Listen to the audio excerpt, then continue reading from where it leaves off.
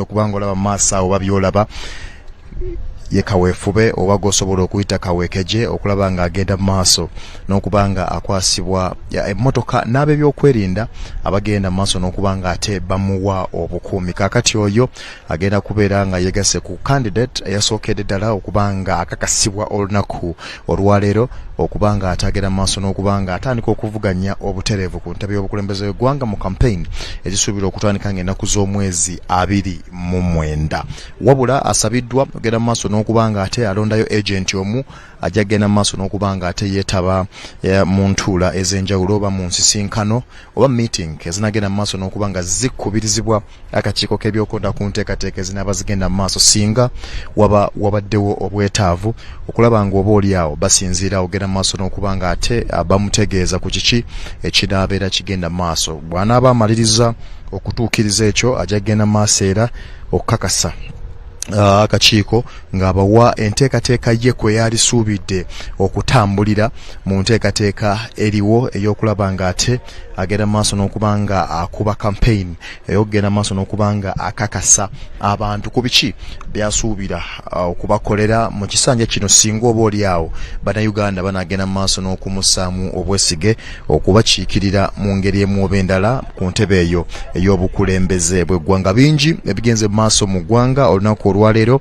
wano kakiiko k'ebyokulonda erubowa wabula nga olunaku olwaleero natwalwa waddeyo okulaba nga tukuweereza nga tukutegeeza ku biki ebigenda mu maaso ku bantu abagenda mu maaso n'okubanga ate basunsulwa olunaku olwaleero. Ntegeddeko ati n'omukulu Elton Joseph Mabirizi yasoose okuddizibwayo akakiiko k'ebyokulonda oluvannyuma lw'okukizuula nti empapula ze zaabaddemuko oba oliawo ebirumiro ebitakwatagana bulungi wabula agenze mu maaso emmotoka y'engirabyeko era kabonero akakakasa nti oba oliawo singa tunaaba tumaliriza omukulu ono ayinza okugenda maaso n'okubanga ate yasunsulwa sinakindi n'omuntu omala yenna anagenda maaso n'okubanga ate abaawo. Kakati ekigenda mu maaso omukulu Robert Kasibante agenda maaso n'okubanga ate ayogerako eri bannamawulire twongera okutegeera ku kiki akyagenda okubanga akola tugende maaso n'okumusoya ebibuuzo era atubuulire ku biki byasuubira okutandikirako wawalaba obuzibu era singa bannayuganda bamusaamu obwesige kiki kyasuubira okubanga ate akola mu ngeri emu oba mu kino ekisanja ekiddako eky'emyaka 5 era okuva kati tugenda kuba tumwegattako obutereevu atubuulire nga bannamawulire n'eggwanga lyonna okutwaliza wamu kubanga nga Star TV enteekateeka eno tugitwala butereevu bannayuganda bategeere ku nteekateeka eziriwo. Robert Kasibante yamaliriza okubanga ate akakasibwa obudde buno wadde nga ku makya twabadde ne General President Yoweri Kaguta Museveni. Kakati obudde buno akatugende maaso n'okubanga ate atuwuliriza ku nteekateeka z'omukulu Robert Kasibante.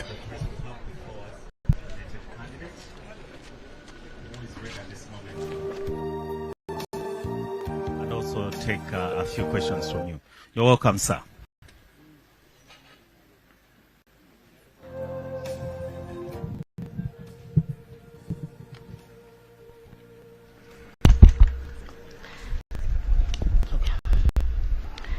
Fellow countrymen and women, with deep humility and unwavering commitment, I stand before you today, not just as a nominated candidate for the presidency, but as a son of the soil, a servant of the people, and a voice of the millions, whose hands till the land, whose sweat waters our nation, prosperity, but whose cries have long gone unheard.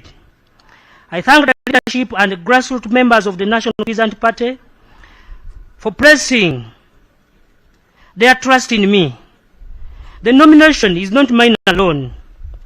It belongs to every farmer, every fisherman, every mother in the village, market, every youth earning opportunity, and every elder who has kept the fire of resilience burning in our communities. To the peasants of our nation, you have been forgotten. You have fed up this country. You have raised its leaders, you have protected its culture and its soul, yet you remain without prosper. Roads, decent health, care, quality education, or fair price for your produce. Today, I declare before the nation and the world, your time has come. This campaign is not built on promises. It is built on purpose. It is time for a government that understands your struggle. Not for reports in the air, conditioned offices, but from lived experience. The mandate is here at the table of the commission. So I'll request protocol to bring the aspirant. Yes, please.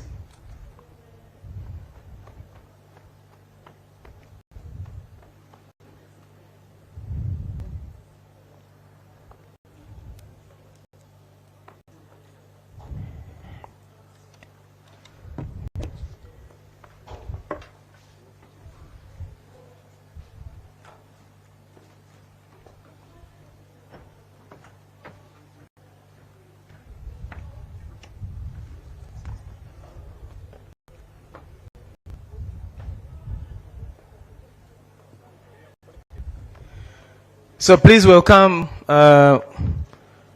aspirant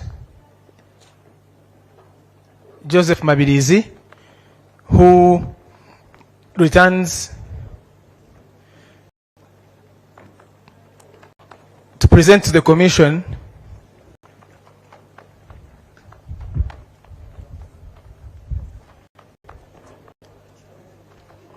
what is required of him for nomination.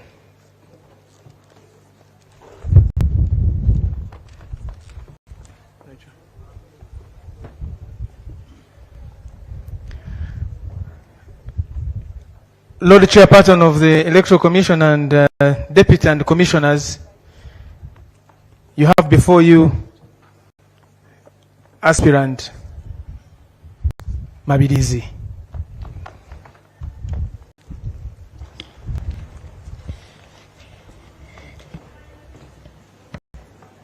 Aspirant Joseph Mabirizi, we commend you for the commitment you have shown in offering yourself as a presidential candidate, in fixing the problem so soon as we guided earlier on this afternoon.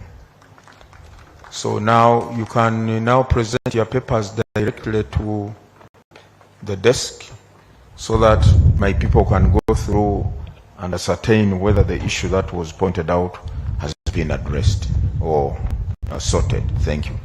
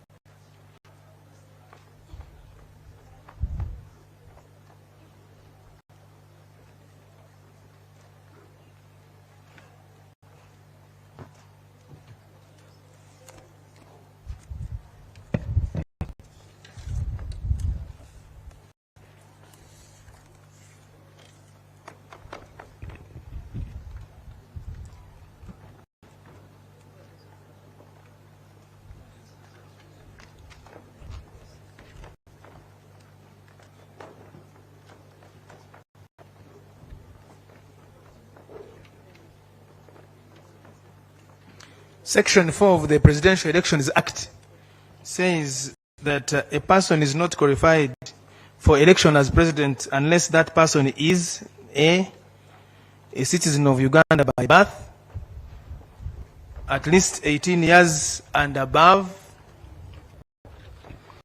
has completed a minimum formal education of advanced level standard or its equivalent, and is a registered voter. Those are the first basic requirements in the law for somebody to qualify to run for election as candidate for election as president of Uganda. And part of what is being verified and checked by the technical team here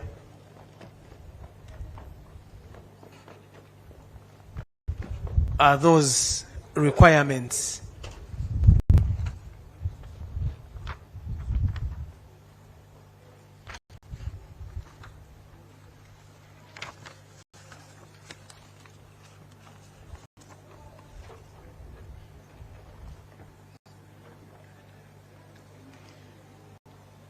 That same section further says that that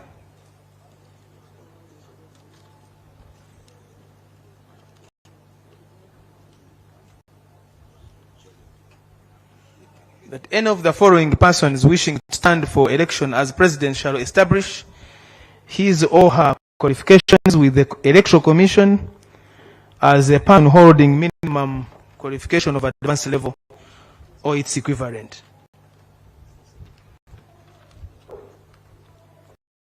And that person is required to establish their qualifications include persons, whether their qualification is obtained from Uganda or outside Uganda, who are claiming to have their qualifications accepted as equivalent to A level. And persons claiming to have advanced level qualifications obtained outside Uganda. And persons claiming to have academic degrees which were obtained outside Uganda. Those are required to show evidence of equivalence. And that person is required to establish his or her qualifications under those sections above A and B, and that they will do so by production of a certificate issued to him or her by the National Council for Higher Education in consultation with the Uganda National Examinations Board.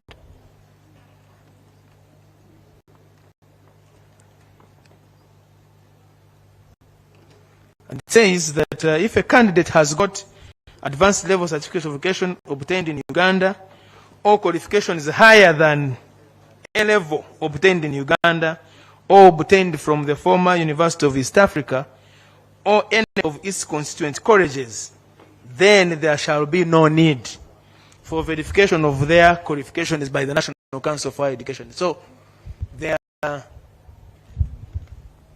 requirement for verification of academic documents applies to those who have qualifications, who obtain their qualifications from outside Uganda, or who have qualifications that they say are equivalent to A level, and the body that is mandated to do that equating is the National Council for Higher Education.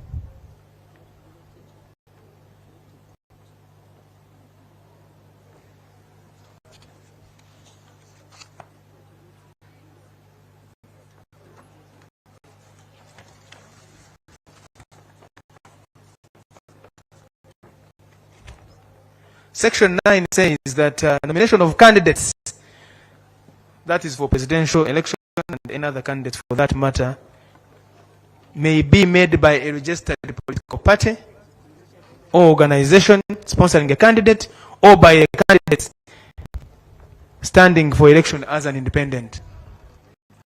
That is Section 9 of the Presidential Elections Act.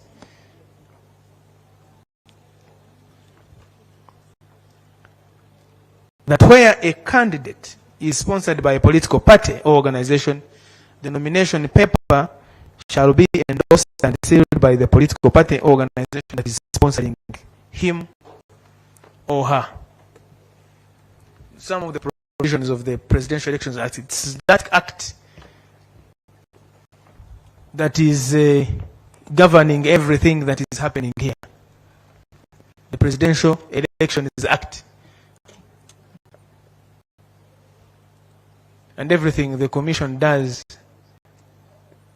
it does it in fulfillment of those provisions of that act and the other laws that are relevant to elections, including the Constitution, which is the mother document.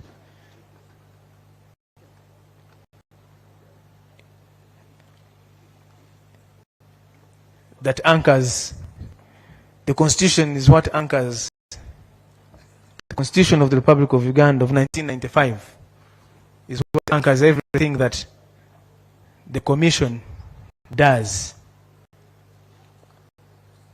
Right from Article 1,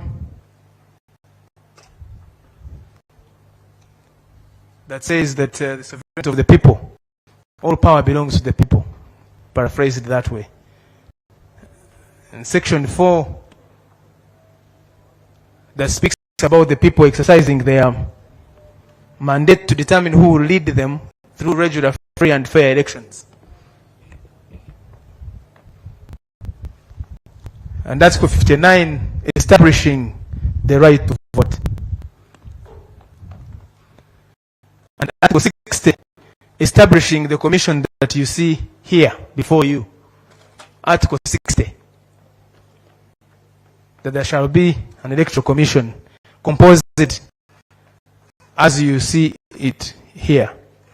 Chairperson, deputy chairperson, and 5 commissioners. And with the secretary. That is Article 60 of the 1995 Constitution. And then Article 61, elaborating and outlining the functions of the Electoral Commission.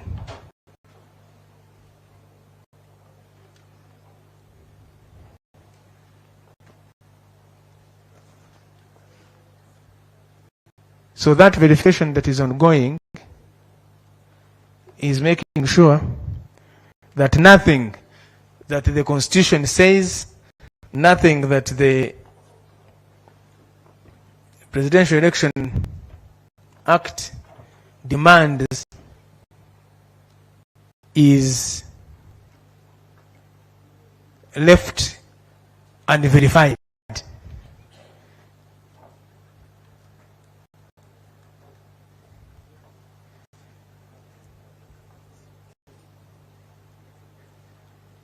The Commission is a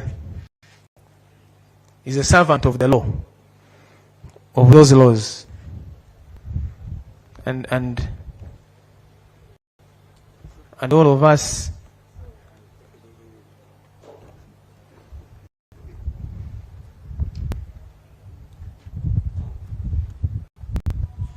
that's why you see that every effort is made to make sure that whoever wishes to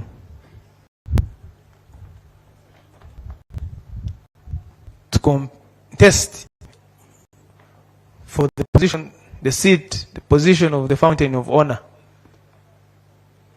meets every requirement in the law.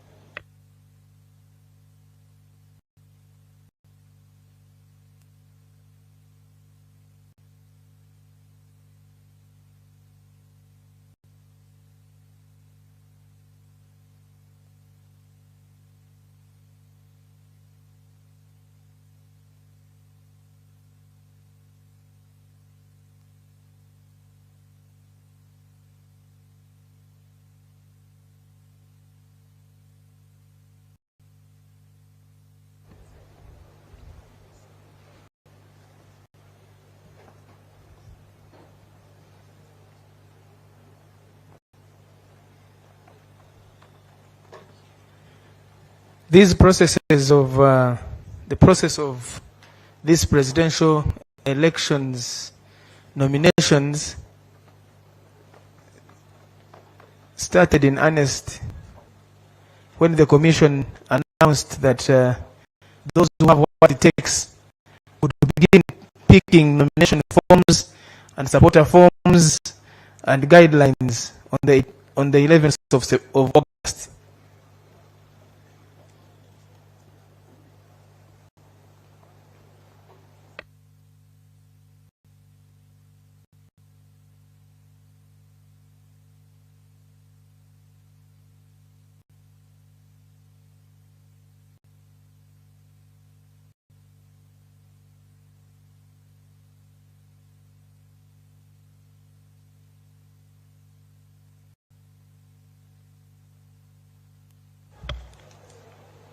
Our distinguished guests, we have scrutinized the papers of aspirant Mabirizi Joseph, and we are satisfied he has sorted out the matter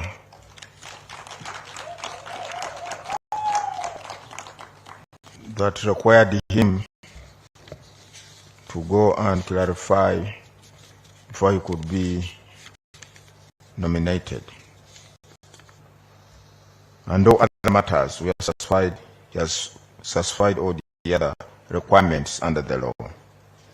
For that matter, I, Justice Byabakama Mugenyi Simon, being the returning officer for the nomination of presidential candidates, declare Mabirizi Joseph as a duly nominated candidate in respect of the presidential elections 2026, he having fulfilled the nomination requirements under the Presidential Elections Act, Chapter 179.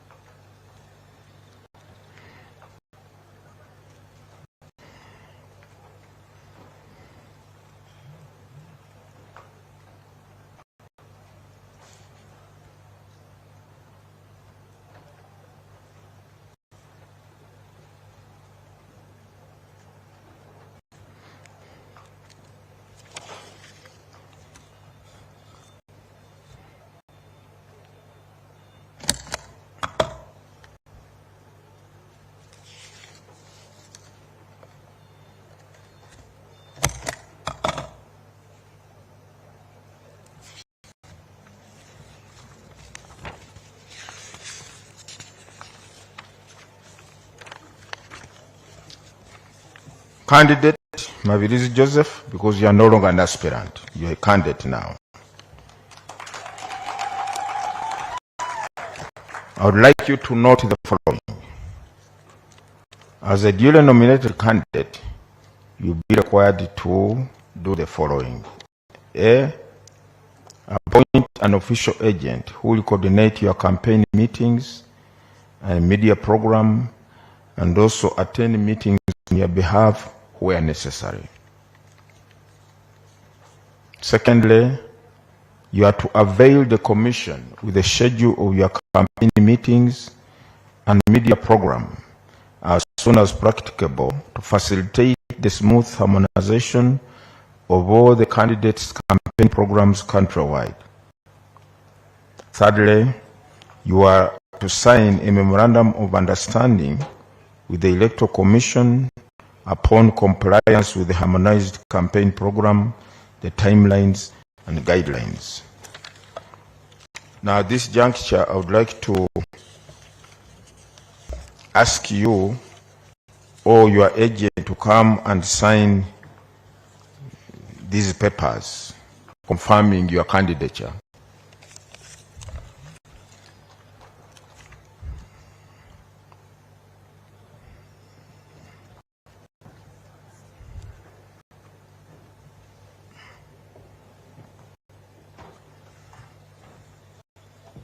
Congratulations.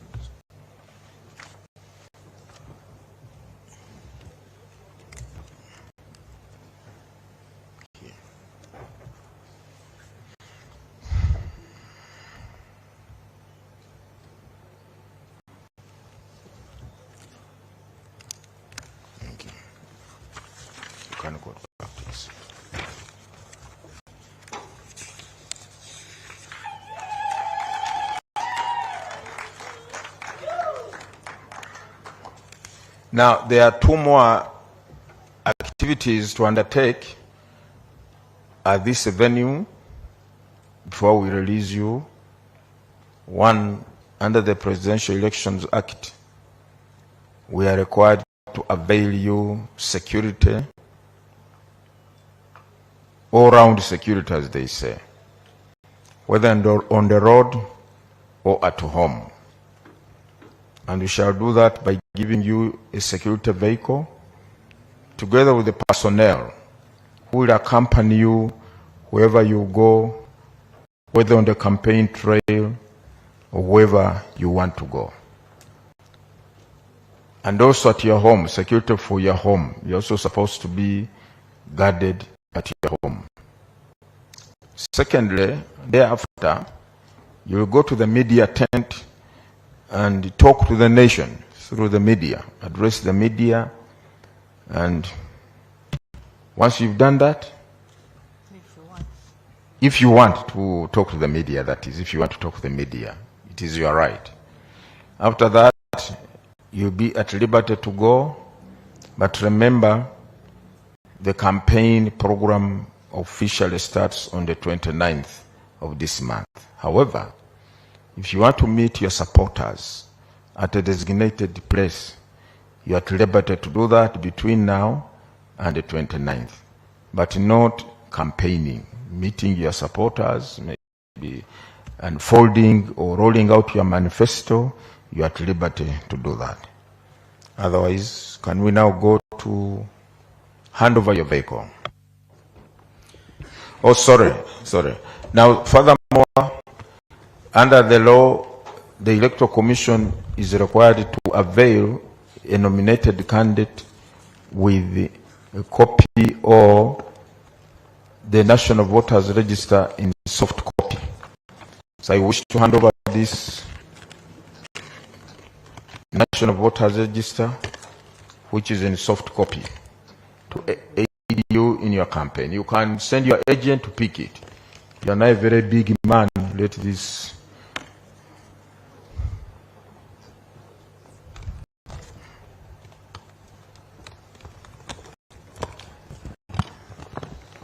There you are.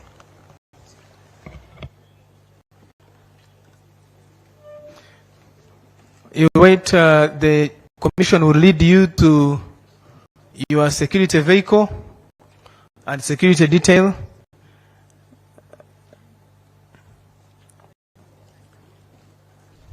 And at this point, we also want to thank the sign language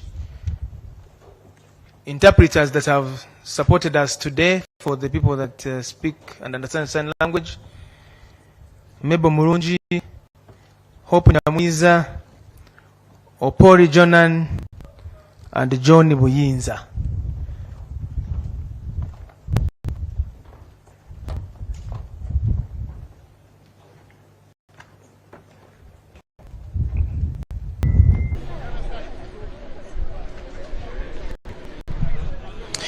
Buterev omukulu Elton Joseph Mabirizi kyaddaaki naye amaze okubanga akakasibwa akakiiko k'ebyokulonda obudde buno. Ajjukira nti yasoose n'atuuka ku ssaawa nga 6 wabula akakiiko ne kamuzaayo nga ku biwandiiko bye kuliko ebitonotono ebibulako ne bamuwa obudde okusinziira ku mateeka.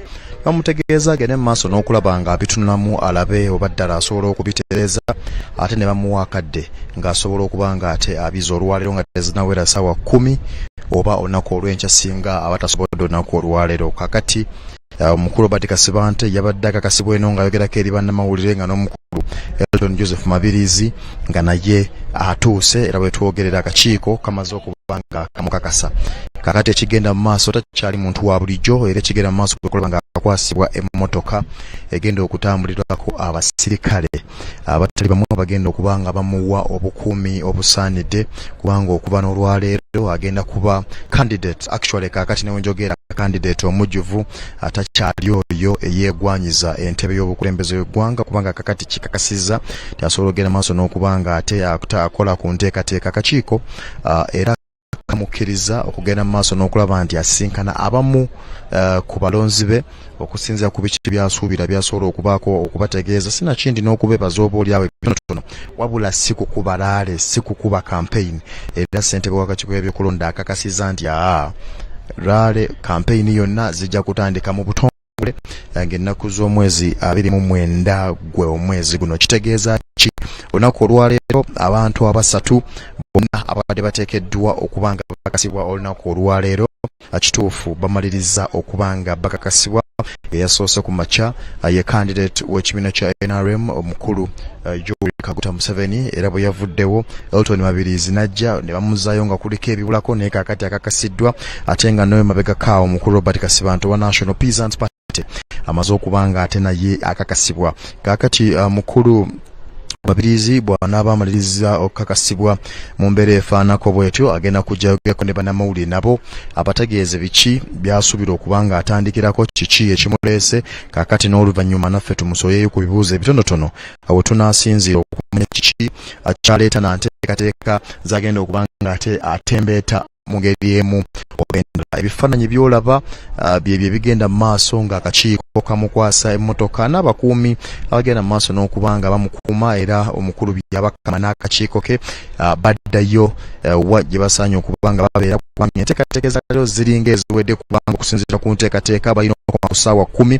okusunsula abantu olunaku olwaleero naye kaakati tujja kuba tutegeera ekinaddako singa waliwo abalala abanajja era tujja kuweereza singa binaabikyuseemu olwo tuba tujulidde lunaku lwankya bwe tusuubira ate okusunsula abalala okuli omukulu w'ekibiina kya National Unity Platform Robert Kyagulanyi Ssentamu kw'otadde n'akwatidde ekibiina ki FDC bendera omukulu Nathan Nandala Mafaabi n'abalala abana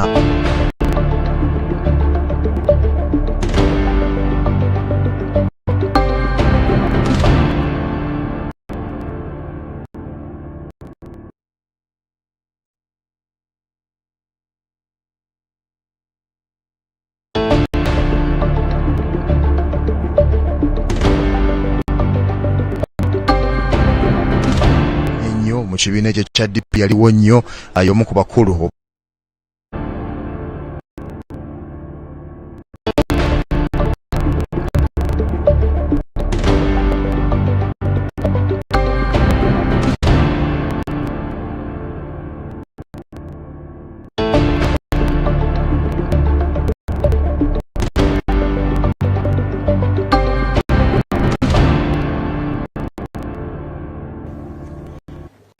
to the end of the time that is in the law, the chairperson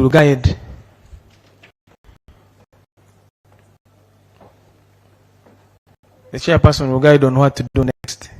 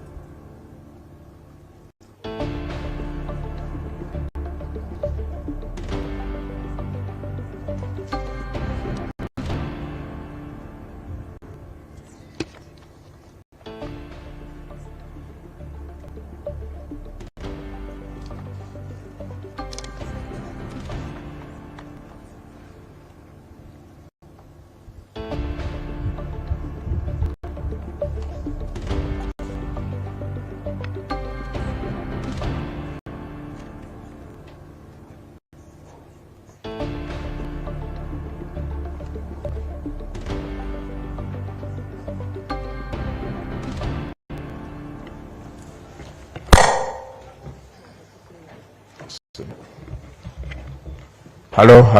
Thank you. Ladies and gentlemen, we have successfully nominated 3 candidates today. Since 10 o'clock this morning, we are now come to the end of today's programs, and I thank God that all the 3 candidates who had booked to be nominated today have successfully completed that task.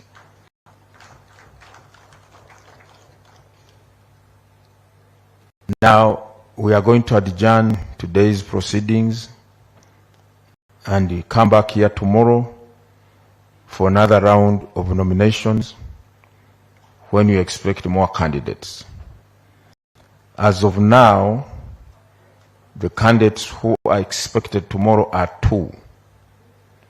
However, as I indicated earlier, porters of those who managed to return the papers, we shall confirm this evening how many more have successfully been verified to have satisfied the numbers of supporters from the districts as indicated. But for now, I want to thank you so much for having been part of this very important process. And we urge you to come back tomorrow, God willing, so that we continue. Thank you. May God safely take you to your homes.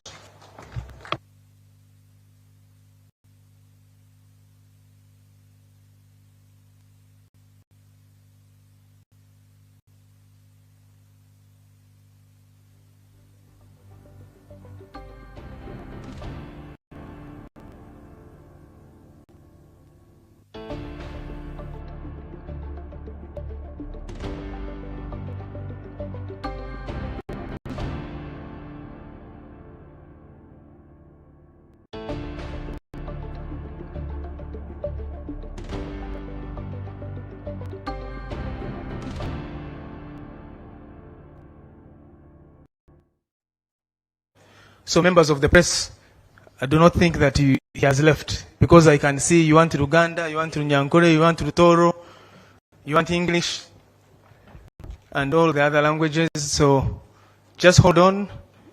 You finish with the candidate, and then the chairperson will address you from here. The guests are at liberty to stay, to keep here for that briefing, to wrap up the day.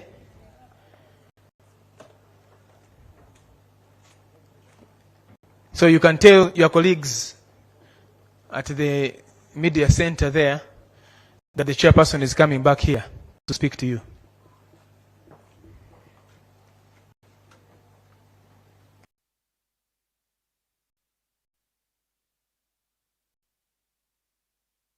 People who are having our flag, we don't want our flag to fall down. We have got to support it to make sure anybody with the flag goes through. Your Excellency, sir, it's not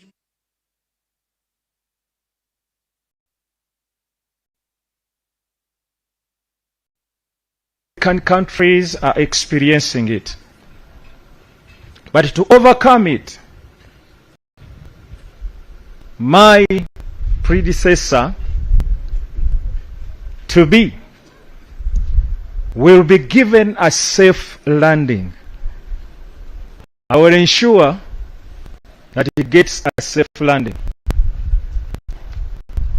I know the reason why African leaders, they cling on people. Most of the time, they do evil things. And when they look into their journey, they have nowhere to hide, apart from maybe exiling themselves or being put into prisons. but I will make sure that is given a safe landing. In my first days, the 100 days, I will make sure that all political prisoners come out of the prison. Wasidwa bendera nga candidate waffe yesaba wanguze naremoe Musa Benoe eyo bendera jakutte ye bendera empanguzi nga tunyweza ebyo ebituukiddwako muzeeyi yakulembedde nga dduka emisinde okulaba nga tutuusa ku buwanguzi yesaabalwanyi yesaabawanguzi Jeno Yoweri Kaguta Museveni.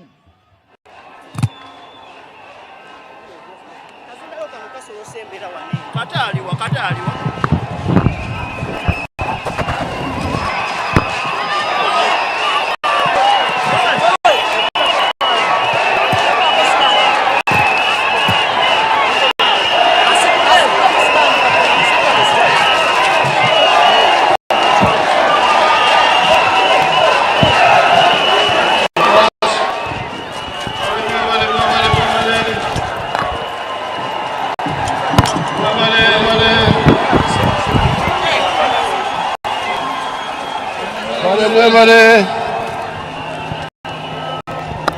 I greet all of you. Baramusiza mwena. Mwena baramusiza.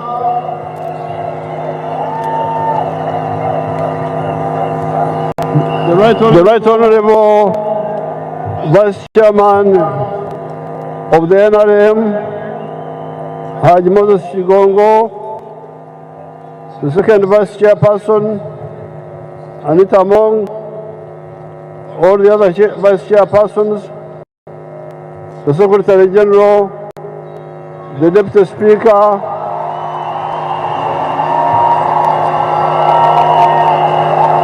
the Deputy Speaker of Parliament, the Right Honorable Prime Minister, all the other leaders, members of SEC, members of NEC, members of the National Conference, all the leaders of the NRM who are here, and the supporters. I greet you, all of you.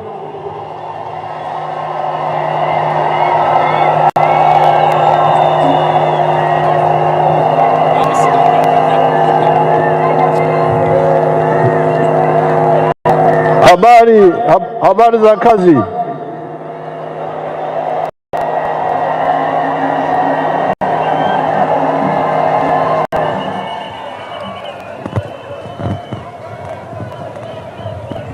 First of all, I want to thank all of you for supporting my candidature.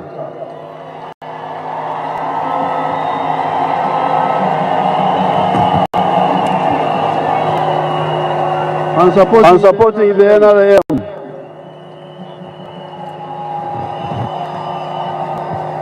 I would like somebody who knows Uganda well to translate because so that my people in Uganda here can hear.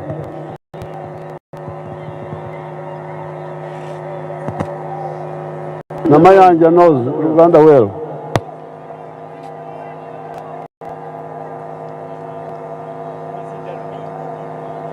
I want to thank all of you, the NRM membership, for supporting my candidature. President yebaza mwenna bamemba ba NRM olw'okuwagira okwesimba okwe.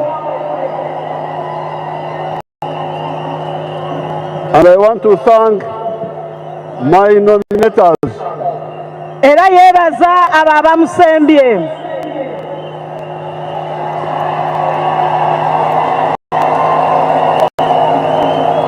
my young brother, Dr. Rugunda, yebaza mutowe Rugunda, Dr. Rugunda, and my granddaughter, Charity.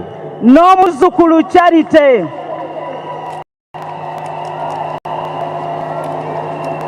And I thank all those who signed the forms for my nomination. Yebaza nabo bonna abateekako emikono ku nkalala ezimusemba okwesimbawo.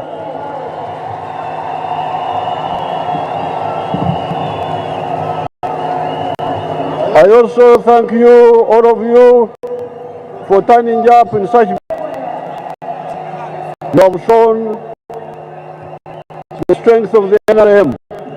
Mulaze amaanyi NRM gerina. Tebakuulidde muzindaalo guvuddewo.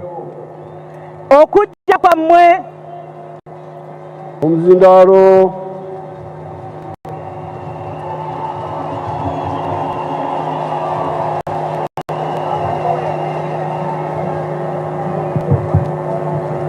Okay, do it again.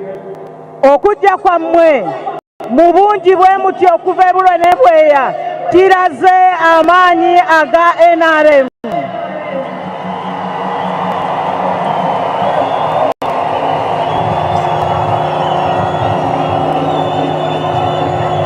Now, and I want to thank the religious leaders for the wonderful prayers they gave here. Era ayagala okwebaza bannaddiini olw'essaala ezo ennungi ennyo ze batusabidde wano. Now, as we move forward, kati nga tugenda maaso, I want you to understand the following. Ayagala mutegeere ensonga zino wammanga. First of all, the meaning of production and distribution. Ekisookera ddala okutegeera okukola emirimu gye tukola ate n'okulaba nti tubituusa we birina okugenda. Okutegeera emirimu gye tukola n'ebivaamu ate n'engeri gye tubigabamu oba gye tugabula. Okukola n'okugabula. Production and distribution. Put it in better Uganda. Ebintu bye tukola ate n'engeri gye tubisaasaanyaamu gye tubituusa ku babyetaaga. Now, with the production, kwebyo bye tukola, I want to thank all the wealth creators in the sector of money. Ayagala okwebaza abo bonna abatonda obugagga abaleeta obugagga mu byensimbi. If you go to agriculture, I like always to give you some examples. Let us see Joseph Ijala of Serere. Bw'ogenda ku byobulimu ayagala okutuwa betulabirako nga Ijala okuva e Serere.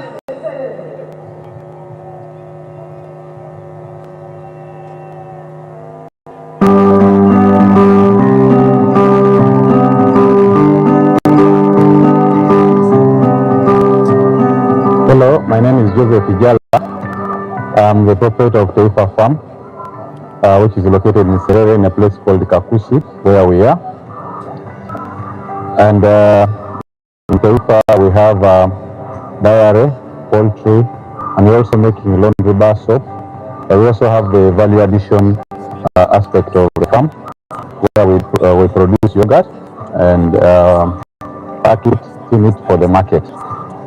This project started 11 years ago after an inspiration from His Excellency, the President of Uganda, when he had come here and he was teaching people about the 4-acre model.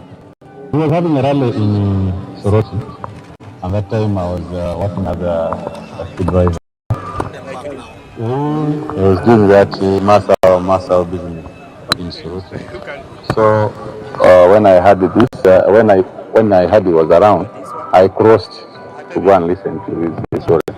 And he was talking about a FOICA model, how to improve household income.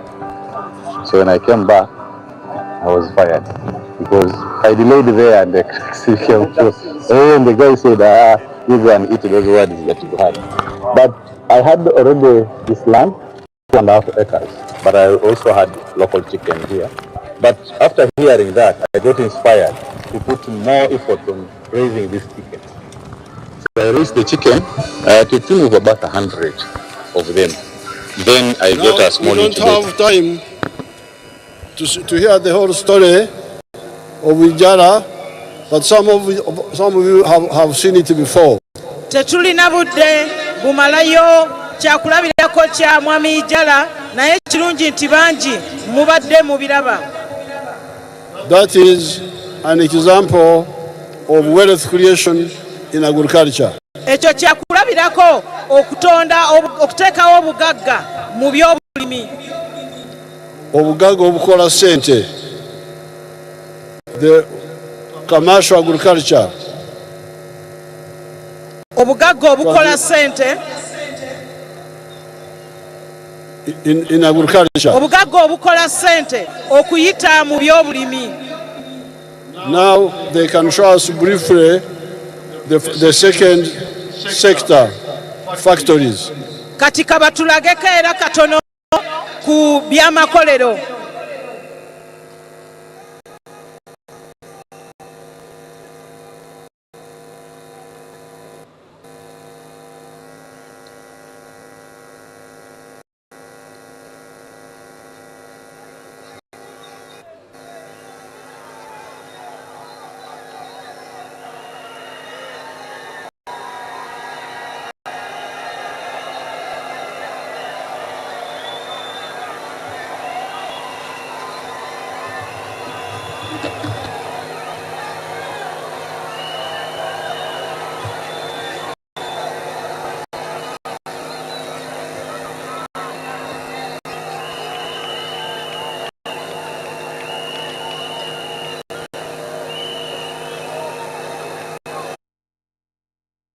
Ekyo temukyetaaga era Uganda mwagala omukulembeze omupya temwagala byansikirano.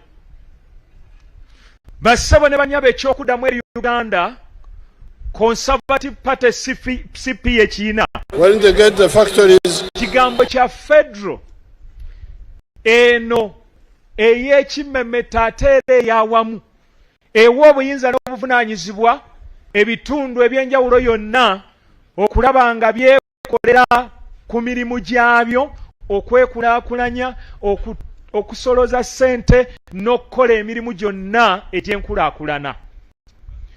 Kati ekyo kye tuluubirira era ffe kye tuyimiriddeko y'ensonga lwaki tugamba nti ebitongole eby'enjawulo biteekeddwa okuba nga bikiikirirwa bulungi kubanga bye bisobola okukola omulimu ne guvaayo. Constitution yaffe yali nansangwa bwe yasuulibwa mu kasero obuzibu bwonna we bwatandikira. Uganda n'abazungu bagenda okujja nga tuyina enkola n'enkulembera gye twekulemberamu nga bannansi balina bwe beekulembera. Emabegakaawo twakalaba omukolo ogwabadde ettoolo ani eyagubakoleddeko. Abaayi bwe twali tufuna ebusoga ine bantu ani eyagubakolerako. Enkola eyo ey'abantu okuba nga beekolera ku nsonga zaabwe ye yali etwala eggwanga lyaffe maaso okukulaakulana ku misinde egya yiriyiri nga buli kitundu kyekolera ku nsonga zaayo. In production of wealth creation form of money. Ebitundu 68 ku 100 balibo tebalina kye benyigiramu ku ebyo ebireeta ssente. I'm glad that with the effort we have done, that figure has now gone down. President musanyufu nti ku maanyi agateekeddwamu namba y'abo abaali batalina kye beenyigiramu ekendeeredde ddala.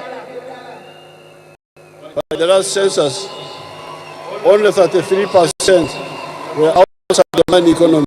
Era okubala abantu okwakaggwa ebitundu 33 ku 100 be bokka abatalina kye beenyigiddemu. Now, that's how production is now. Awo we tuyimiridde ku kubanga tulina bye twenyigiramu bye tukola ebireeta ssente. And it is those wealth creators who give us what to distribute. Abo abatondawo obugagga obwo abaleeta obugagga obwo be batuwa ate bye tuweereza oba bye tusaasaanya. When we talk of roads, the money we use is by these people. Bwe twogera ku nguudo ssente ze tukozesa bantu abo be bazireeta. When we talk of schools, of health centers, everything, of security, of defense, these are the wealth creators who create money that we use. Bwe twogera ku by'obulamu, ku by'amasomero, ebyokwerinda n'obutebenkevu, abantu abo be baleeta ssente ze tukozesa. Therefore, I am now appealing to the 33% to join so that they also create wealth in a modern way.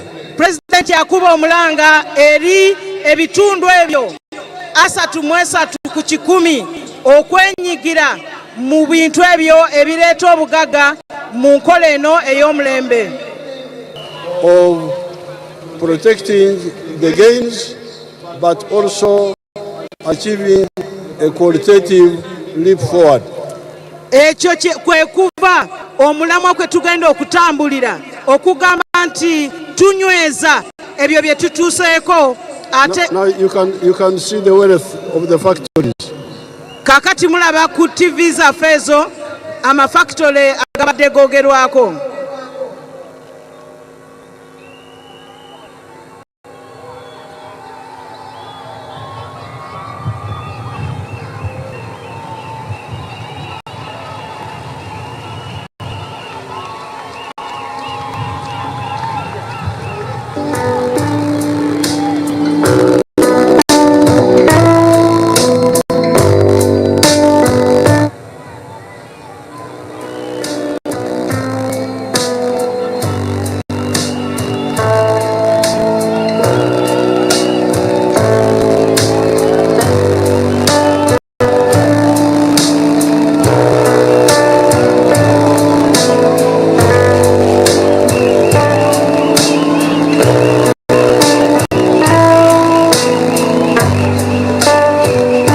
Can also show us the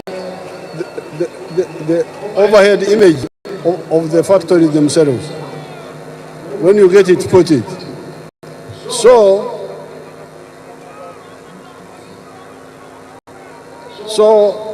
the money we are using to do whatever we are doing is by those wealth creators. You can see all those factories. Nolwekyo essente zonna ze tukozesa okuteeka obuweereza mu bantu ziva mu abo abakola emirimu egyo nga factory ezo ze mulaba. So therefore, don't listen to liars who just talk. Nolwekyo temuwuliriza balimba abali mu kwogera obwogezi. What we tell you is the reality. Ekyo kye tubagamba kye kituufu era ge mazima. You start with production. Otandika na kubaako kyokola. You get money. N'ofuna ssente. Then you distribute. Then n'olyoka okola n'owa n'abalala. So that's why we are saying we celebrate what we have achieved, but we are going to make a leap forward, qualitative leap forward, to cover what we have not yet covered and go to new levels. Yensonga lwaki tugamba nti tugenda kunyweza ebyo bye tutuuseeko ate tusinziire okulaba nti tweyongera mu maaso okukulaakulanya eggwanga lyaffe Uganda ebeere mu nsi ezaakulaakulana.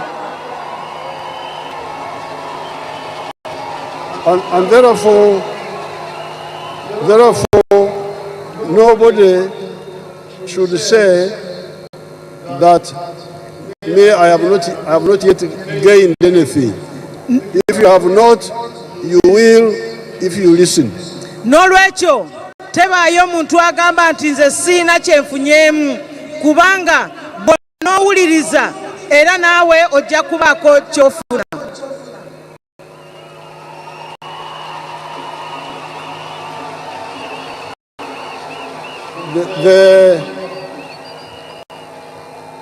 The witness of those people are people who listen to the message. Obunafu bwabo Obujulizi obwabo abawuliriza obubaka. They are the ones you are listening to here on like Ijara. Abo abawuliriza obubaka bamu ku abo be mulabye era be muwulidde nga mwami Ijara. Now, therefore, where we are going is exactly to make sure that everybody joins the money economy as an owner or a worker, and then we go to new level. N'olwekyo gye tulaga kati kulaba nti buli omu yeenyigira mu kireeta ssente nga nannyini oba ng'omukozi. And also go to a new level. Ate n'okugenda ku ddaala eddala. Now, you know the agriculture, you know what it is, you know what factories are, you know hotels, but what you did not have here was our ability to make our own automobiles. Let them show you the automobiles we are making here. Ebyobulimi mubimanyi, ebyamakolero ne factory zonna naye waliwo kye tubadde tamanyi ng'ekyokukola emmotoka oba ebidduka nga bwe mugenda obiraba wano ebyaffe nga ffe tubyekolera tebivudde bweru wa ggwanga.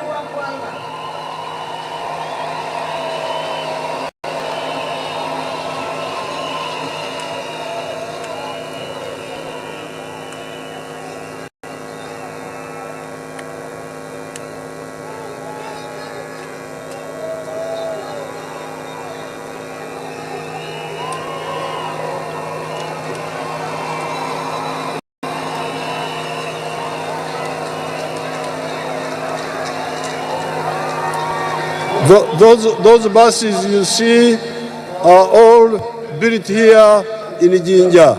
Ebbaasi ezo zonna ze mulabwa zikolerwa wano e Jinja mu Uganda. And they are called Kira Motors. Era tuziyita Kira Motors. Let's show them again. Damu obalage.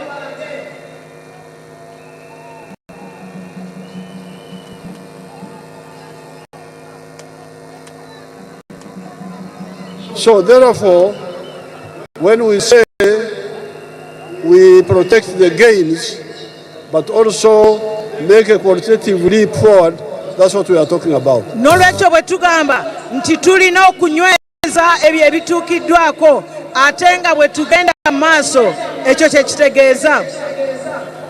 And when we launch the manifesto, we shall give details of all this.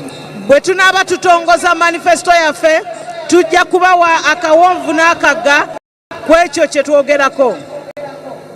And all this is around principle number 3 of the NRM of achieving socio-economic transformation. Bino byonna biva mu nnyingo ey'okusatu eya NRM ey'enkulaakulana ey'omuggundo eri bannayuganda bonna. You need to become modern people. mulina okubeera abantu ab'omulembe. And in order to support you in this coming Sanja, to achieve that, we have a number of programs. Era mu kubayambako okutuukiriza ebyo tulina programs nyingi ez'enjawulo. Simanyi mu Luganda walimu ekigambo okweyubula to transform yourself. Okweyubula gye kiri ssebo. Yes, like omusota gwejjako eddiba ekadde ne teekawo eddiba the news. No, okudda obujja ng'omusota bwe gwejjako eddiba ekadde. Put it in better Luganda. Tugenda kweyubula ng'omusota bwe gweyubula ne gujjako eddiba erikaddiye n'olaba eddiba eppya ate nga ddungi.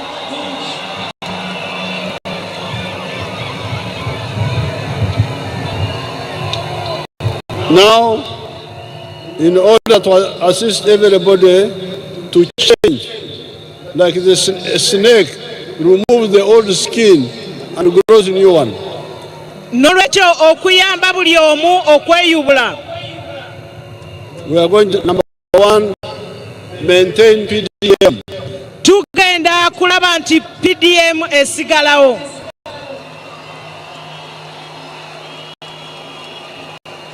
But also add another 15 million shillings per year now for the leaders in the area.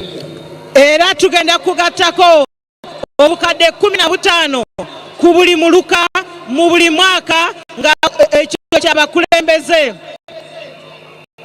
Because now the leaders were not allowed to compete for the Kasumoro fund of the wananchi. Kubanga abakulembeze babadde tebakkirizibwa ate kulwanagana ku ziri miliyoni 10 ez'abantu aba bulijjo. So we are going to add another 15 million. This is for the leaders now. Nolwekyo tugenda gattako obukadde 15 nga buno bw'abakulembeze. In that parish. Mu muluka ogwo. And we are going to discuss who the leaders are. We are going to the details. Era tugenda kunnyonnyola okulaga mukulembeze ki gwe twogerako. Then emyoga will continue. N'emyoga gigenda kwongera ogenda mu maaso.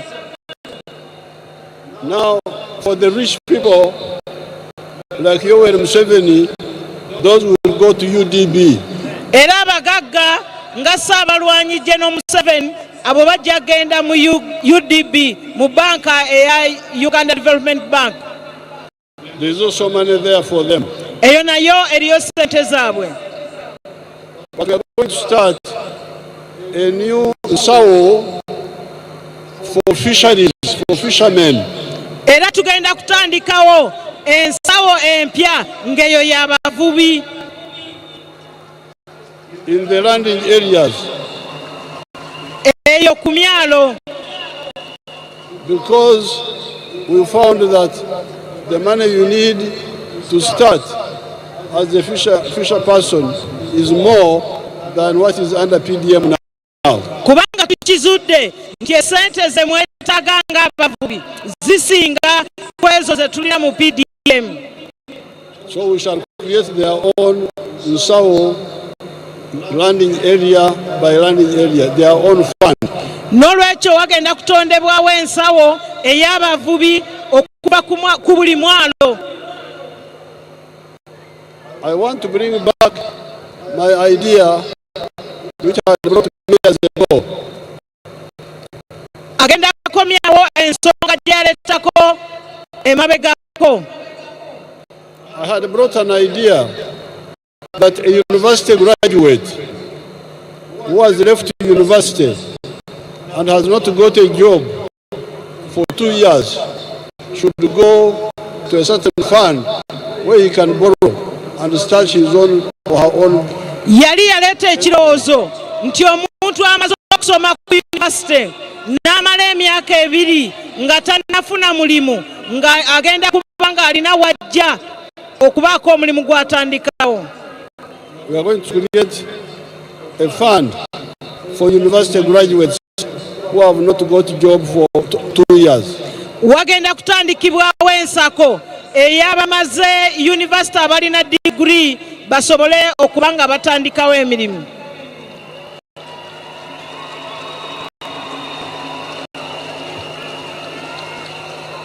We have already started the ghetto funds. Tumaze okutandikawo ensako y'abageto. We have already handled the groups of Kampala. Tumaze okukola ku grupu z'e Kampala. We have the groups of Mbale. Grupu z'e Mbale. We need to do with the groups of Jinja. Tugenda ku z'e Jinja. And other ghetto groups. Ne ghetto groups endala n'ebibiina by'abageto ebirala byonna mu ggwanga. They will have their own nsawos. Nabo bagenda kubeera n'ensako yaabwe. Then the borders. Kati okwo kwogatta aba boda. The ones of Kampala, we have already dealt with them. Aba Kampala abo bo bamaze okukolebwako. I was able to put 10 billion for their groups. Era yataddewo obuwumbi 10 mu nsawo yaabwe. We are also going to deal with the other groups at the right time. Era ekiseera nga kituuse ne groups endala nazo zigenda kukolebwako.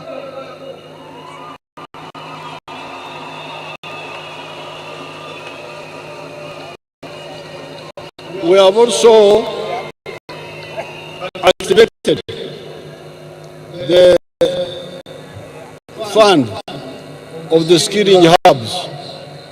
Era tuzukusizza ensako eyabo gye batendekera emirimu gy'emikono.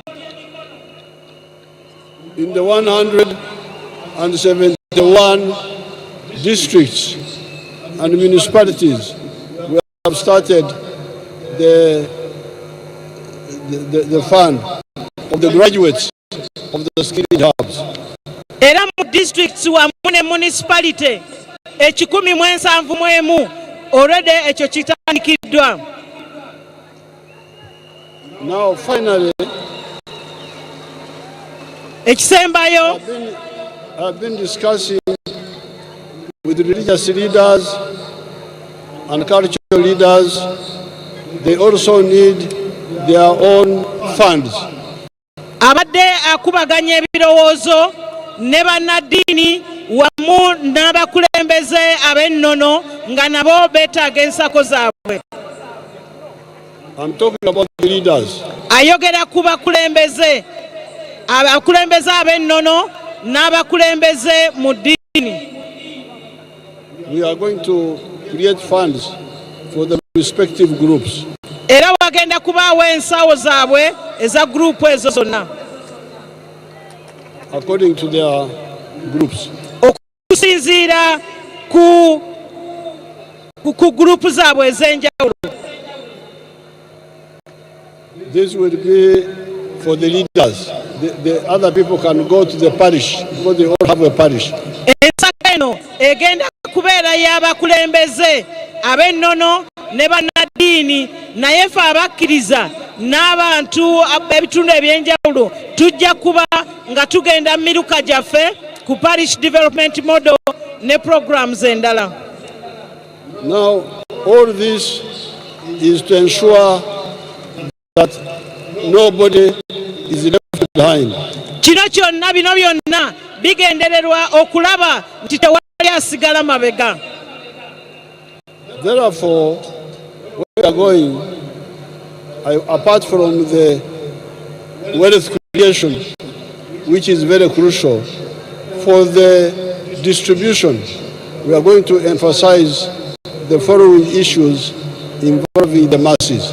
N'olwekyo gye tugenda mu maaso ku bintu bino byonna ebireeta ennyingiza ebireeta obugagga nga tubimaze tugenda ku nsaasaanya naye nga bye tugenda bikola mu nkola zino wammanga ezikwata ku bantu aba wansi. Put it in better Uganda. kyekyo muzeeyi ebikwata ku bantu abatandikirwako. Number 1, PDM and funds for the leaders. Ekisookera ddala ye PDM n'ensako ey'abakulembeze.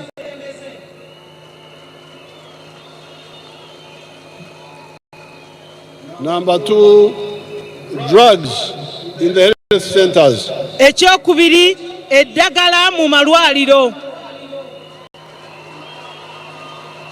We are going to fight against the theft of drugs in the health centers. Tugenda kulwanyisa ne ssekulwanyisa obubbi bw'eddagala mu malwaliro.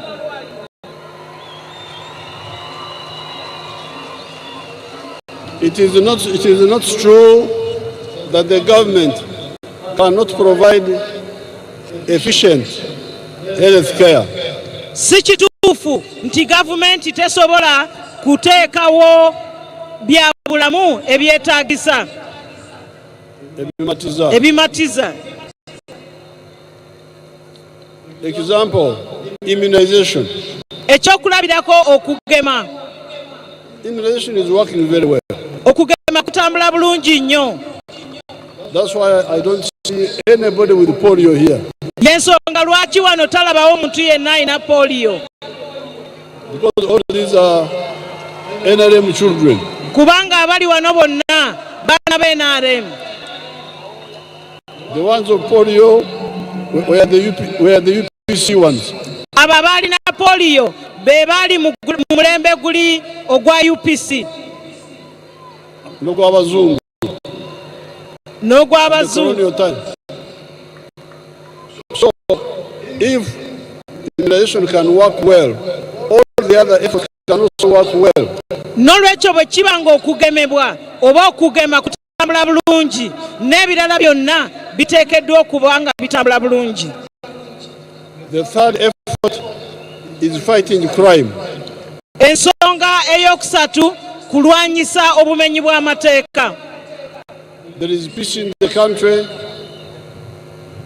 Waliwo emirembe mu ggwanga. Nobody can bring war here. Tewali akyayinza kuleeta lutalo wano. Because NRM will destroy him. Kubanga NRM ejja musaanyaawo. The UPDF will destroy him. Ejje lya UPDF lijja kumusaanyaawo. But crime is there. Naye obumenyi bw'amateeka weebuli. And this is where you, the leaders of the NRM, in your structures, you need to supervise your areas and ensure that the police people do their work. N'olwekyo mmwe abakulembeze b'NRM mulina okubeera bannampala mu bitundu byammwe nga mubirondoola okulaba nti obumenyi bw'amateeka buno bukolebwako. The police do their work. Nti poliisi mulina okulaba era okulondoola okulaba nti poliisi ekola omulimu gwayo. And if they don't do their work, they are held accountable. Era bwe baba tebakoze mulimu gwabwe baba bavunaanibwa.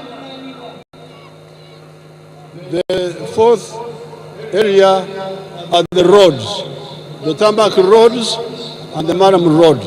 Ensonga ey'okuna ge makubo, amakubo aga kolas n'agataka.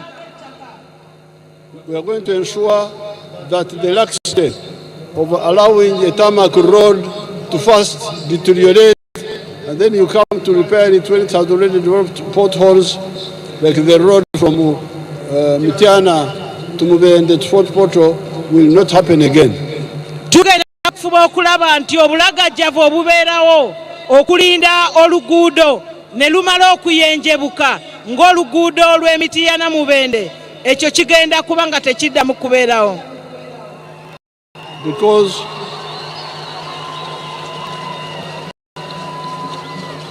there are people who are in charge of that road. Kubanga waliwo abantu abavunaanyizibwa ku nguudo ezo. How does it come that a road which was very good can deteriorate and then we come later when it is already impossible? Kiyinzika kitya okuba nti oluguudo olwali olulungi lwonooneka okutuuka ku sseeryo nga terusobola na kuyitwamu? But all of us must also be clear in our heads. Naye naffe ffenna tulina okubeera clear. tulina okuba nga tulina obutangaavu about the issue of prioritization. ku nsonga yaki kye tusoosowaza.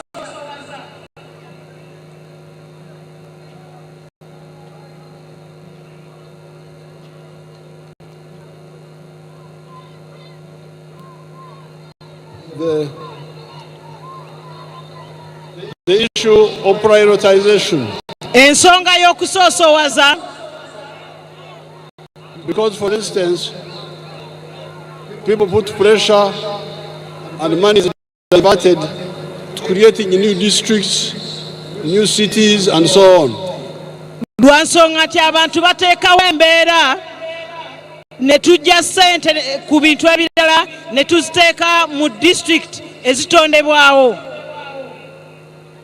So, instead of first ensuring that the basics are done first, the roads are done first before you do any other thing. N'olwekyo tulina okulaba nti tusooka ne tukola enguudo nga tetunnakola birala byonna. Now, this pressure, you put money to create new districts, then the roads are deteriorate. What planning is that? N'olwekyo embeera eno gye tuteekawo ne twagala okutondawo districts ng'ate ssente zandikoze ebirala, olwo tuba tuteekateeka tutya. So therefore, let us also agree that certain things must be done first before other things come in. N'olwekyo tulina okukkiriziganya nti waliwo bye tusooka okukola ng'ebirala tebinnabakolwako. Pressure for salaries for some of the public servants. Okugeza okuteekawo embeera okwongeza emisaala eri abakozi. Let's first ensure the tarmac roads are all maintained well, the new ones are also done, and the Manam roads are also maintained well. Tusooke tulabe nti enguudo za kolas zikolebwa bulungi n'ezitandikibwawo nga nazo zikolebwako n'emirimu emirala. Because the roads affect everybody. Kubanga enguudo ffenna zitugasa. Whether you are working for the government or doing your own work. Kobenga okola mirimu gya gavumenti oba nga weekolera mirimu gyo. So it's not fair to remove money from the majority interest to the minority interest. N'olwekyo si kya bwenkanya okujja ssente ku kintu ekiyamba abantu abasinga obungi nga kiyamba ekitundu ekitono ddala. Those are some of the pressures that make mistakes come in. Ebyo bye bimu ku pressure gye tuteekawo ekireeta embeera eyo.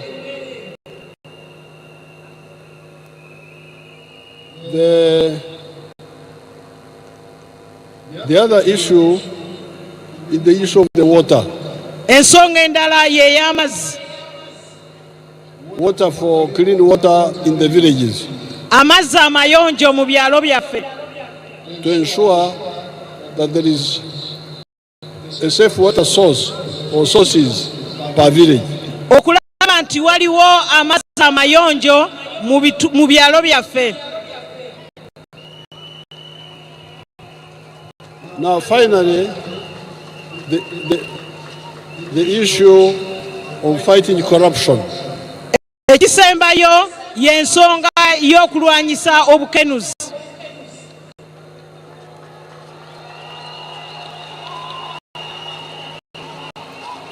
Fighting corruption should be partly done by you, the people.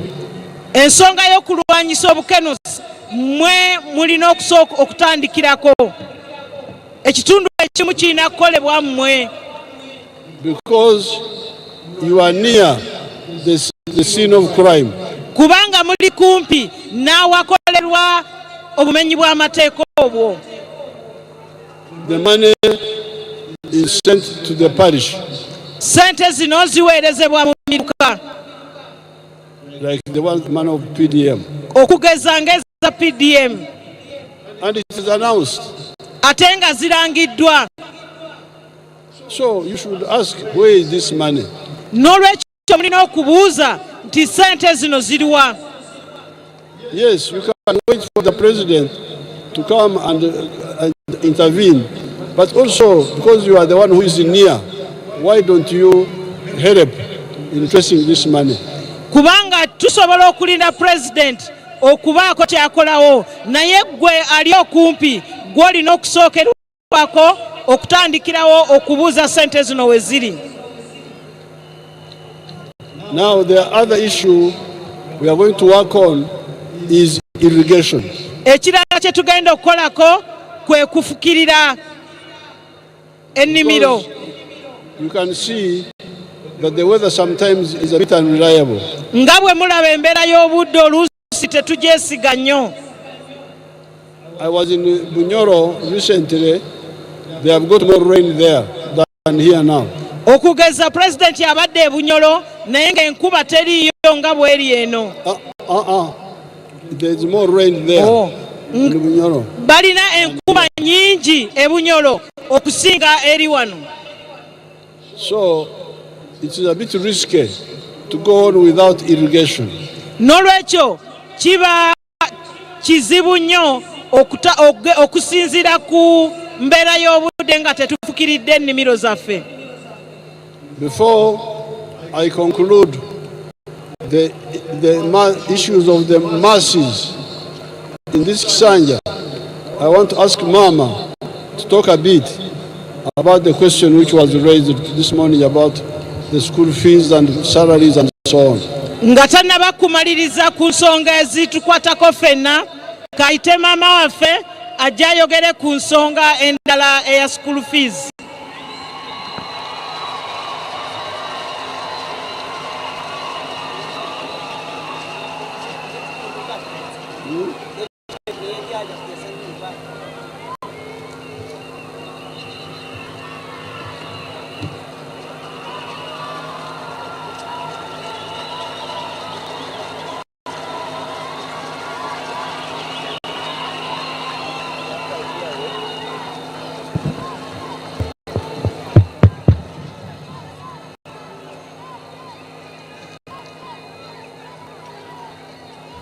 Thank you.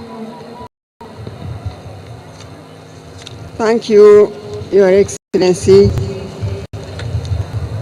Please allow me to stand on today's protocol because I want to just say something brief. I'd like to answer the question which was asked at the Electoral Commission's press briefing of the President on education.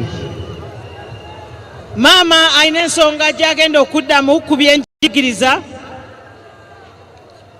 But I wanted to give you a background. Naye kasooke atunyonnyole kwe kiva. I want you to understand because the journalist there said that some of the children still study under the trees. Kubanga waliwo munnamawulire abuuzizza ekibuuzo eri mu kwewandiisa nti wakyaliwo abaana abasomera wansi w'emiti. And I wanted to take you back and remind you about the population of Uganda in 1986. Mama ayagala atuzeeko emabega atujjukize bu Uganda mu 86 twali abantu bameka. In 1986, the population of Uganda was only 14 million people. Mu 1986 mu Uganda twali abantu obukadde 14 bwokka. And now, 2024, we had the population census, and it was 46 million people in Uganda.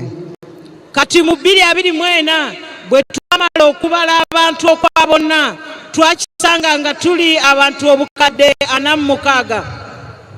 That therefore means that the children also are more than the children we had in 1986.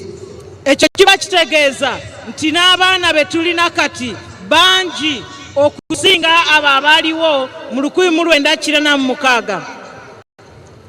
The number of districts in 1986 were 33 districts. Mu 86 twalina districts 33. The districts now are 135 in 2025. Kati tulina districts 135. Tulina districts 135. Okay, so the primary schools that we had in 1986 were 5,320. Mu 86 twalina amasomero ga primary 5,320. In 2025, we have 12,000 schools, 549. Mu mwaka guno tulina amasomero ga primary 1,249. At the time when we started UPE, we had only 6,880 primary schools. We twatandikira bonna basome twalina amasomero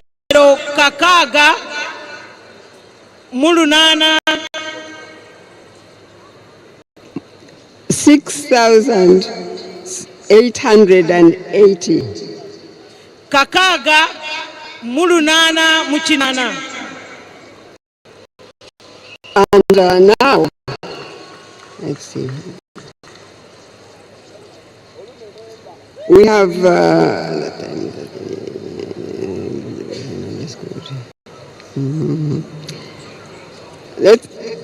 sorry,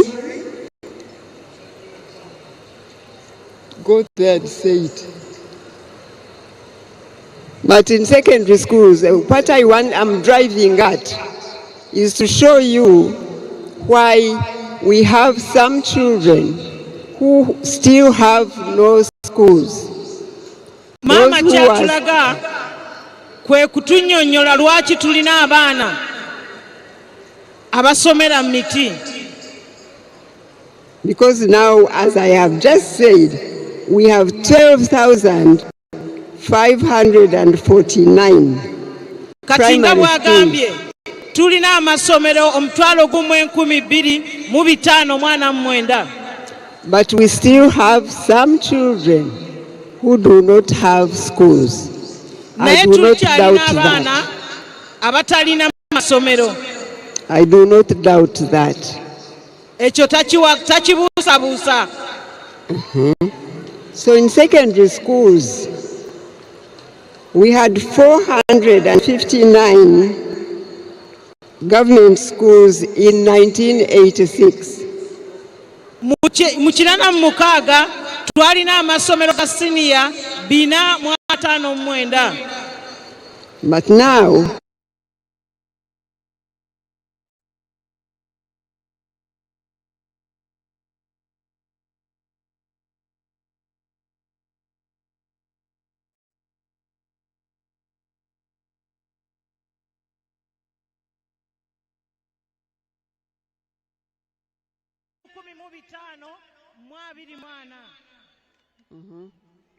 and I can go on, but I wanted to first show you what the problem is, because most of the children who come from poor families can only access education from government primary schools. Asobola okweyongera naye kyagezaako tulaga nti tulina abaana abava mu families ezitali bulungi nnyo naye ate nga basobola kugenda mu masomero ga gavumenti gokka. Now, that journalist also talked about salaries for government secondary school teachers. Emisaala egy'abasomesa abasiniya mu masomero ga gavumenti. The science teachers' salaries have been enhanced to 4 million per month from Uganda shillings 960,000 5 years ago. Emyaka etaano emabega omusaala gw'abasomesa aba science bayongezebwa okuva ku mitwalo 96 okutuuka ku bukadde 4 buli mwezi. Now, arts teachers, their salary is as follows for those on the government payroll. The degree holder gets 1,078,000 per month before taxes.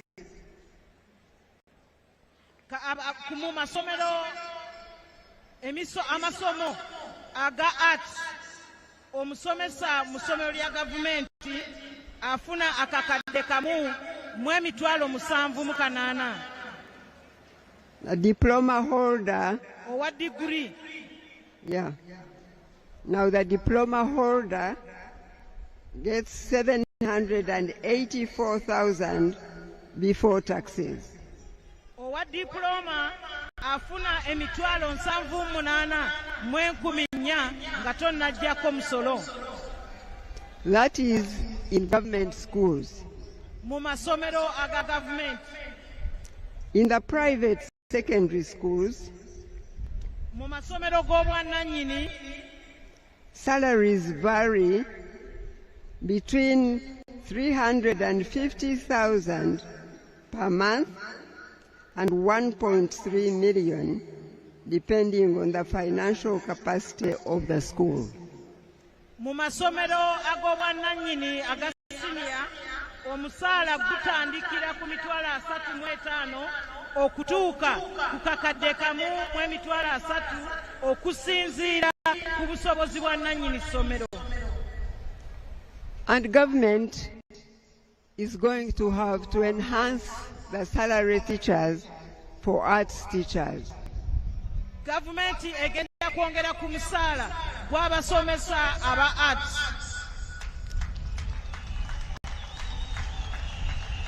And across board, even the civil servants in government and everywhere.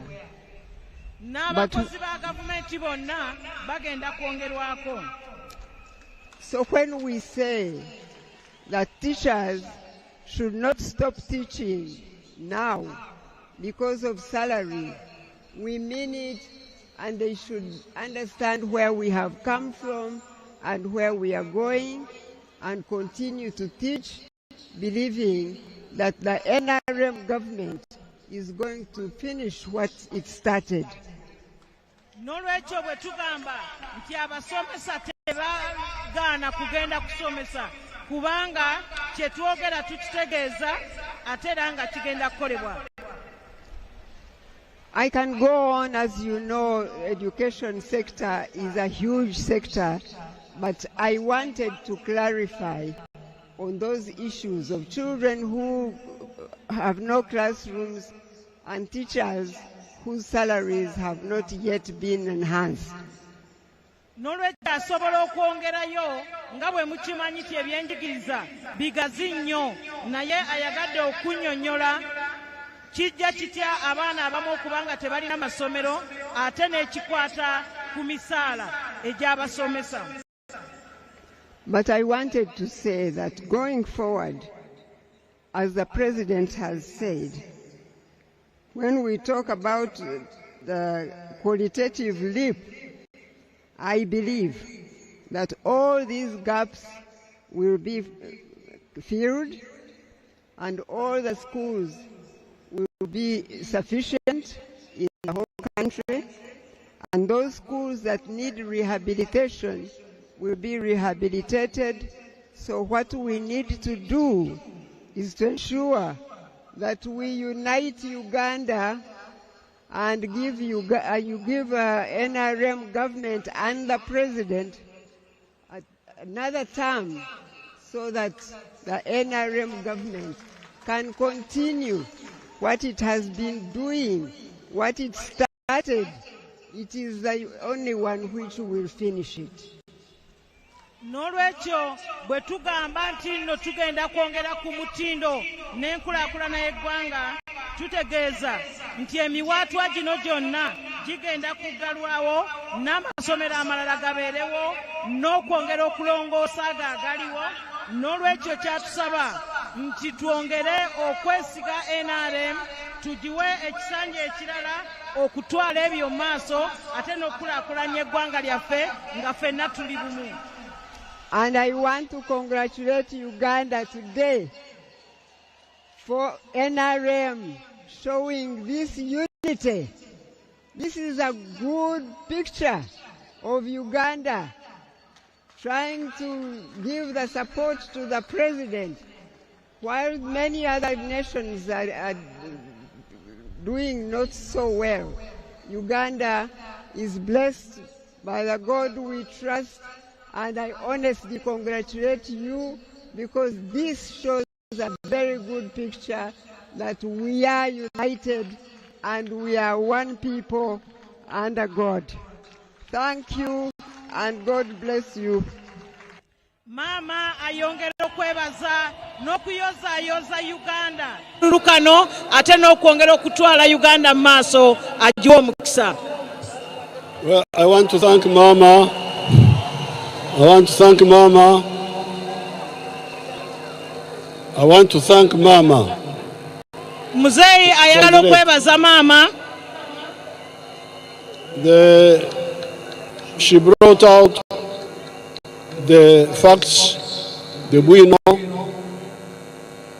Aggyeyo bulungi bwino. We had 5,000 government primary schools in 1986. Twalina amasomero 50,000 aga primary mu 1986. Aga government. We have now got 12,500 or something like that. Kati tulina agasoba mu 1,225. Now, the parishes are not so many. Kati emiruka gye tulina si mingi nnyo. I don't know, Yarahanga, can you tell us the parishes we have now? Yarahanga. Mwembi Ruhanga agenda kutubuulira emiruka gye tulina.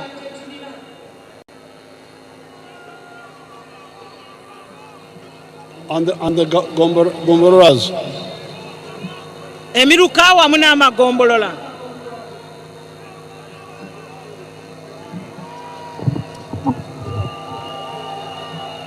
Your Excellency, we have 10,716 sub-county parishes in Uganda. The sub-counties are 2,191. Okay, thank you. Thank you. Tulina emiruka omutwalo gumu mu lusanvu mu 16 n'amagombolola 2,290 mulimu. So now you hear, if the government primary schools were properly distributed, we would have a primary school in every parish, because we have got 12,500 government primary schools and the parishes are 10,000. We've got more primary schools than the parishes. Nolwekyo mulaba kino kiraga nti senga emiruka amasomero gaali gagabanyiziddwa kyenkanyi mu miruka gyonna, buli muluka gwandibadde gulina essomero, kubanga tulina amasomero mangi omutwalo gumu 12,000 n'okusoba, ate nga emiruka mitonoko giri omutwalo gumu mu lusanvu mu 16. Nolwekyo tulina amasomero mangi okusinga emiruka. So there is some carelessness in giving more secondary schools per parish, more primary schools per parish, rather than insisting on having a primary school per parish. Nolwekyo kiraga nti wano waliwo obutafaayo nnyo okuwa omuluka ogumu amasomero nga lisoba mulimu ate n'ebaayo amalala nga tegalinaamu. We are going to correct that. Ekyo tugenda kirongoosa. We are going to be very strict. Tugenda kubeera bakakali. Bakambwe. Tugenda kubeera bakambwe ku nsonga eyo. Tugenda kubeera bakambwe. Now, on the secondary schools, we have got 1,500. Ku masomero ga senior muwulidde tulina 1,500. The sub-counties are 2,000. Ate nga amagombolola gali 2,000. But all these are mainly new sub-counties. Naye okusingira ddala gano magombolola mapya. If we had kept the old sub-counties, which were like 1,000, by now every sub-county should be having a secondary school. Senga twasigaza amagombolola getwalina 1,000, kati we tutuukidde wano buli gombolola lyandibadde lirina essomero lya senior. So this means that we need to be more careful in the future. Kino kitegeeza when we are talking of creating new administrative units. Kino kitegeeza nti tulina okubeera abeegendereza ennyo mu maaso buli lwe twogera ku kutondawo district oba amagombolola oba emiruka emipya. We should start with the buweereza before we talk about the structures. Tuteekeddwa okutandikira ku buweereza nga tetunnaba kutunuulira madistrict oba magombolola oba miruka. Now finally, we just gone through primaries. Ekisembayo nti twakamala okubeera n'okusunsulamu mu kibiina kyaffe ekyenarem. There were allegations of some mistakes. Waliwo ekigambibwa nti waliwo obutali bwenkanya wano na wali. Obutali bwenkanya wano na wali. Now, I have told our members the Nyankole word of Tokoza. Tokoza is when a pollutant goes into the tea. Ategezeza bamemba baffe ti mu Lunyankole waliwo ekigambo kye bayita okutokooza nga waliwo ekintu ekigudde mu caayi. You need to be careful before you pour your tea to see what the pollution is. Nti olina okubeera omwegendereza nga tonnayiwa caayi oyo nga totegedde kiki ekyo ekiguddemu. If it is a leaf from a tree, you can remove the pollutant and you drink the tea. Nti senga kibadde kikoola ekivudde ku muti osobola okuggyamu ekikoola ekyo nga tonnayiwa caayi. And you drink the tea. Caayi ye n'omunywa. But if it is a fly, then that is too much. You pour the tea. Nti naye ate bweba the tea. Chai ye n'omunywa. But if it is a fly, then that is too much. You pour the tea. Nti naye ate bw'ebanga nswera yeegudde mu chai, ate ekyo kiba kinene oba olina omuyiwa.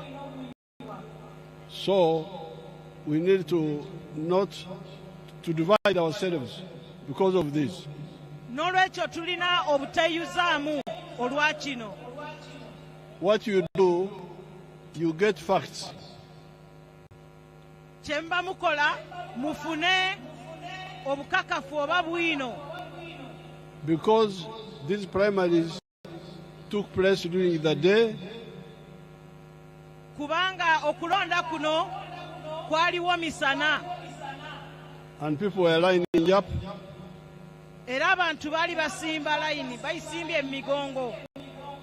And it was witnessed. Era nga n'abalala bonna baali babalaba. So the idea of, for instance, altering results.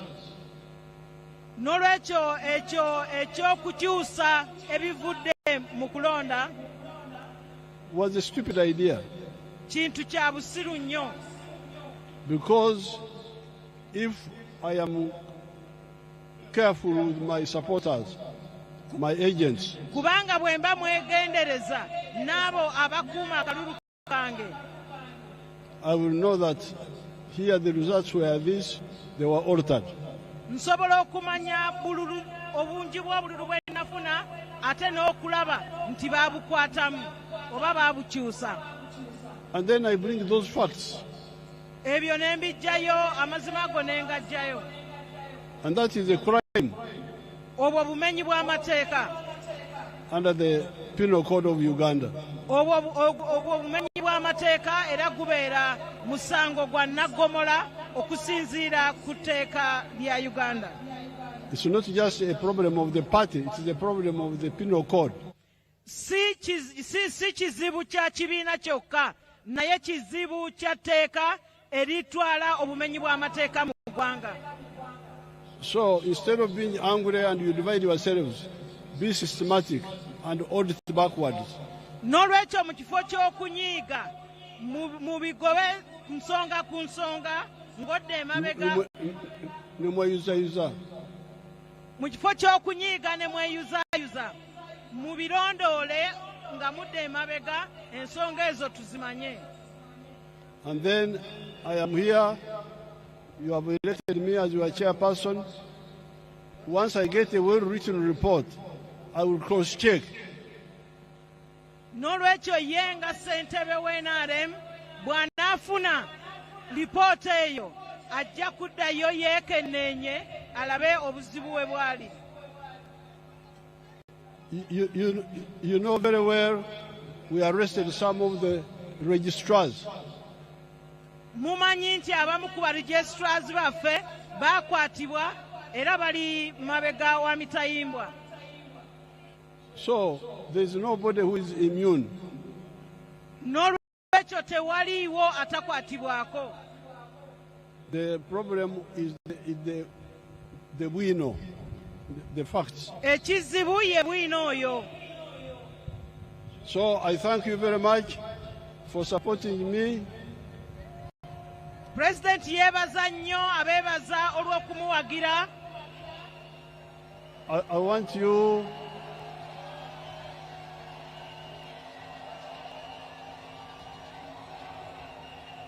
want you to remember the 6th of May 2025.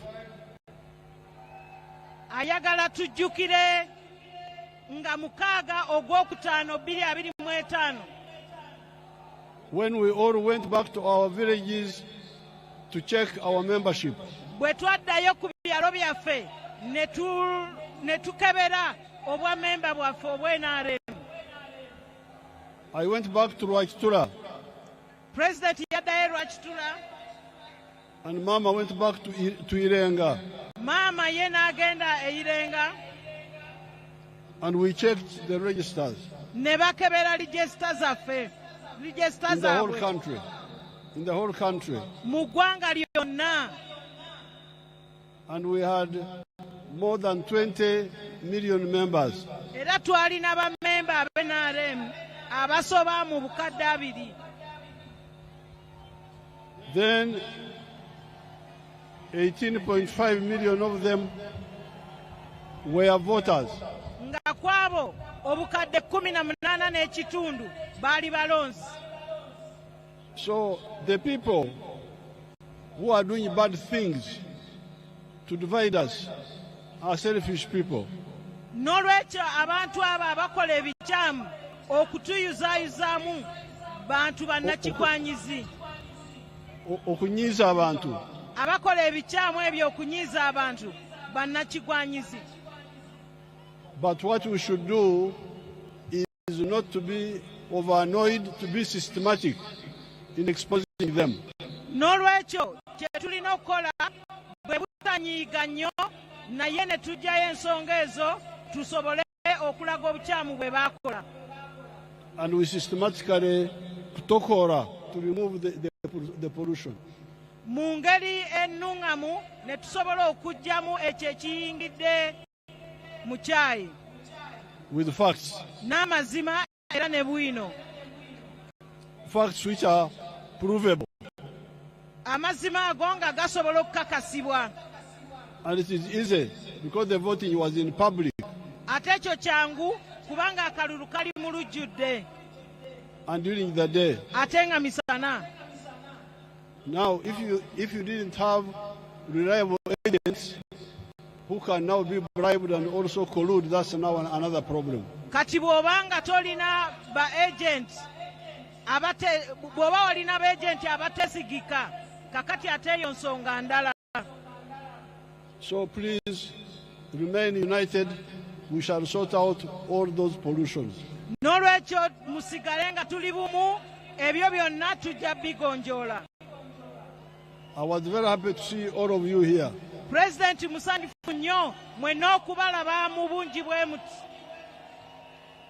And when I was going through with Mama, I could recognize many of the faces. Era bw'abadde ayitamu nga bajja ne maama alabye bangi b'amanyi. So I'm very happy. Musanyufu nnyo byansuso. NRM juu. NRM oye. Mwebale nnyo mwebalire ddala. Mwebale nnyo mwebalire ddala. Sebo owekitiibwa President twagala okwebaza. NRM oye. Museveni oye. Twagala okwebaza General Yoweri Kaguta Museveni olw'okubanga ye candidate w'NRM agenda okuwangula era buli kyatuwangulira NRM mu ngeri yonna nga tuvuddeyo ffenna ne tulonda ate ne tutegeeza abantu bonna. Ssebo owekitiibwa President njagala bannaddiini basaba ekifaananyi ku lunaku luno olw'enjawulo bafune ekifaananyi naawe ssebo basabye tufune ekifaananyi naawe era katubasabe basembere kumpi awo. Your Excellency twagala kusabayo oluyimba lumu bakusanyuseemu nga naffe batusanyusa omuyimbi omu.